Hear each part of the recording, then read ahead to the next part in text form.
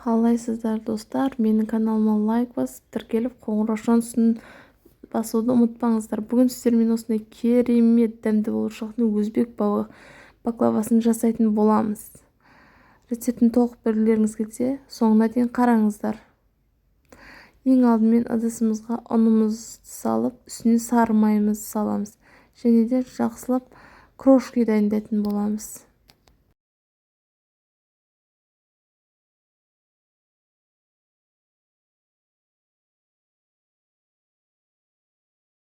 Мінекей крошкеміз дайын болды. Үстінен қаймағымызды және жұмыртқаның сарысын салып қамыр жасайтын боламыз. Міне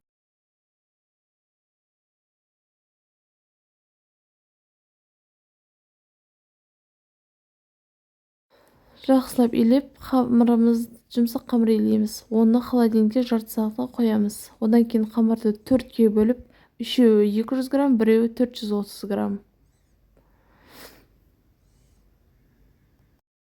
Табамызға жаятын боламыз. Осылай жұп-жұқа етіп үлкен ыдысымызға грецкий арақ пен шекерді салып араластырамыз. Рецептіні мен описанияға қалдыратын боламын.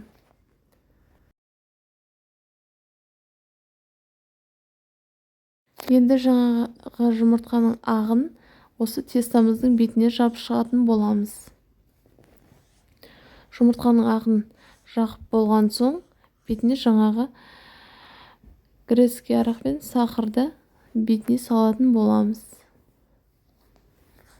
Дәл осылай жаңағы 200 граммдық 3 қамырды да жайып, бетіне жұмыртқаның ағын жағып, грецкий орехтерді сеуіп, бірінің бетіне бірін жауып істейтін боламыз. Соңында қамырдың бетіне жұмыртқаның сарысын жағып, пешімізге 30 минутқа қоямыз. Пісіп шыққан соң бетіне әсел жағатын боламыз. Рецепт ұнаса мен каналыма лайк басып, тіркеліп, қоңырау шаңғысын басуды ұмытпаңыздар. Сіздермен болған